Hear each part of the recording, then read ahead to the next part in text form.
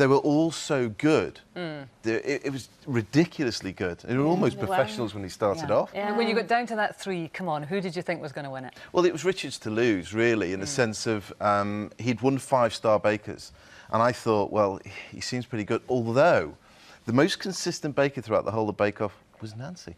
Yeah, I Because like Richard nearly left 2 weeks ago. I was convinced that it was all a stitch-up and kept taking us away and giving the other 1-star bakers that we wouldn't know that Louis was going to... I bet the house with She the did kids. bet the house. I bet the house. I said, you'll have the house. She's Louis now is going to home win now. this. At the end of the day, though, Paul, is it about the last cake you bake? Is that the end of the story, really? What happens is every week on Bake Off we clean the slate, so you start afresh. Clean the slate, start afresh. So it's immaterial how many times you win Star Baker. It just means you're not in the danger zone. So it's a case of try and be above the bottom and then remain constant and you'll be okay. If you get to the final, then you could win. And you can't help it, can you, really? Because you're going to be the devil, because whoever wins, somebody else would have won.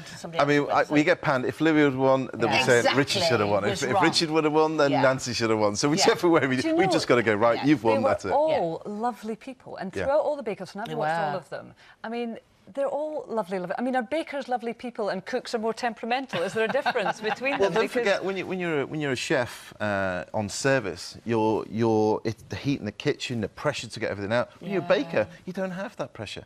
So you do it at your own leisure, and especially when you're cooking at home, you're baking at home. Baking and cooking is different. You do a good roast as well, then? I'm all right with roast, yeah, especially Yorkshire puddings. Well, of course. Now, obviously, do you know, it's funny, when you said, even not to jot it down so I remember, you were talking about, you know, the cakes then, you said, obviously, above the bottom. As soon as you said bottom, I did a finale snigger. What's it been like in terms of, obviously, the press have gone mad with the whole innuendo thing? I know, but do you know what? What's really difficult on Bake Off is, I mean, Mel and Sue, you know, come out with some real... tears are rolling down my face. I found them hilarious. But it is funny. It's in our DNA to do that sort of thing. But when you're trying to explain something, it's a very physical thing. It's a manual thing. To explain it, I mean, people just go... And you don't mean it. You don't realise what you said till someone points it out and goes, do you realise that? Even the physical thing of putting your hands in the dough and squeezing it and rubbing it and rolling...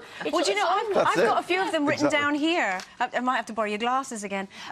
What's your version? Do you know, it's terrible. I once was on Cooking on Lorraine and I said, you really got to work your meat, because you did. I was making... Everything But you're not thinking of it, because it is everything that you do when you're cooking is just Can I read some of the Rudy bits now? Yeah, she's ready. That's my husband's glasses. I know, that's terrible. You've got to keep your biscuits erect. What's your version of a tart? Stand away from your hot baps. Stop touching your dough balls. Your raspberry ripples were a bit soggy underneath. I know. You see, I think it's driven by Mary, isn't it? I mean, I think it is. Mary's the one to blame for all this. Soggy bottom. I mean, I find the programme, it's so... They're like family. The crew's the same. Mary hasn't changed. Mel and Sue are the same. And they're like my sisters. And Mary's like the matriarchal figure in Bake Off. And when we go in, it's honestly...